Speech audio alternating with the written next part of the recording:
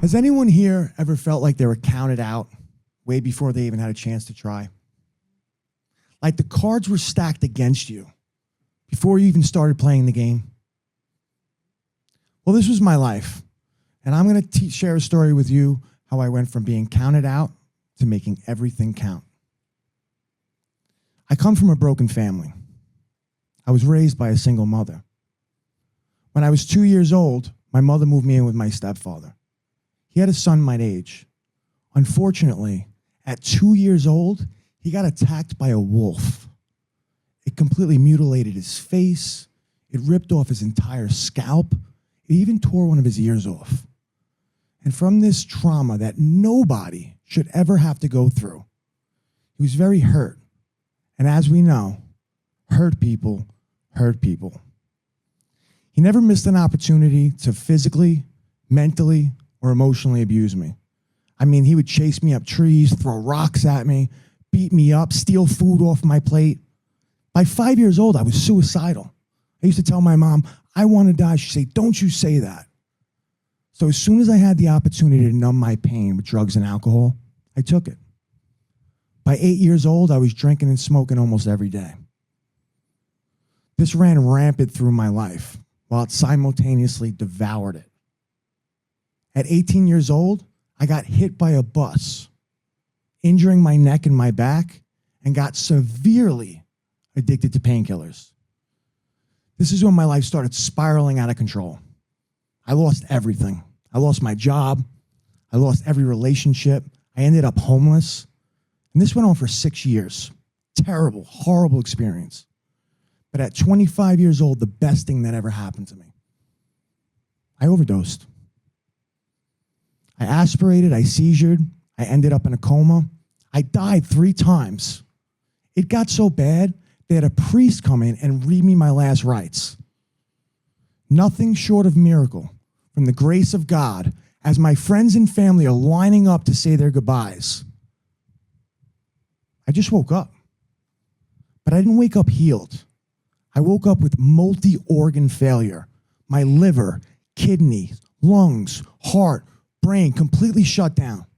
I had 108 fever. My brain was frying. They had me under ice blankets. I had sepsis of the blood, which means my blood became toxic to my body. I was poisoning myself. I was on 24-hour dialysis, and I developed gangrene in all 4 of my limbs. The worst part was when I woke up from the coma and I had to look at my mother's eyes. And she looks like she aged 10 years since the last time I seen her. It was the most shame and guilt I've ever felt in my whole life. I'd hear doctors say things like, he's not going to make it through the night. If he survives, he's going to be a complete vegetable, he's going to lose all 4 of his limbs, and he's never going to be the son you once knew. And at this point, for the first time in my life, I prayed to God. I said, God, I'm sorry. I learned my lesson. Please give me a second chance. Please. I promise if you give me a second chance, I'll make a difference in this world. I'll change. Weeks, no response. Until one day the doctor came in and said, I have some good news and I have some bad news. The good news is, I think you're going to make it. The bad news is, we're going to have to take your leg tonight or you're going to die. First thought was, they had me on painkillers and everything. I was like, take that leg. Oh, my bad luck was in that foot anyway. You know? But then I had to really come to terms that this was my reality. And it happened when the nurse picked up the sheets and I looked down and my leg was gone. This was the reality that I was living in. I was thinking in my head, what woman's going to want to marry a man with one leg when there are literally billions walking around with 2? I spent 4 months in the hospital, learning how to breathe again, talk again, eat again, drink again, like it was the very first time. When I got out of that hospital, I was 120 pounds soaking wet, skin and bones. I went to the doctor and I said, hey, doc, when am I going to learn how to walk? He said, well, it doesn't look good for you, man. You're in bad shape. You're 120 pounds. You're paralyzed on your right side. You can't move your hand. You're missing a leg. You're blind in an eye. It's going to take you 2 years to learn how to walk. When I heard that, I was pissed. I left that office in my wheelchair as about as fast as you can wheel out of a wheelchair out of an office. But I had a mission. I went back 2 weeks later, completely unassisted, walking on my own 2 feet. Within 2 months, I was running. And what I learned from this is don't ever let anyone ever tell you what you can or cannot do in life. Your only limitations are your mindset and your faith. My second big victory was I went to the neurologist. Now I had complete atrophy and nerve damage in my hand. And he said, doesn't look good. You're probably never going to be able to move your hand again.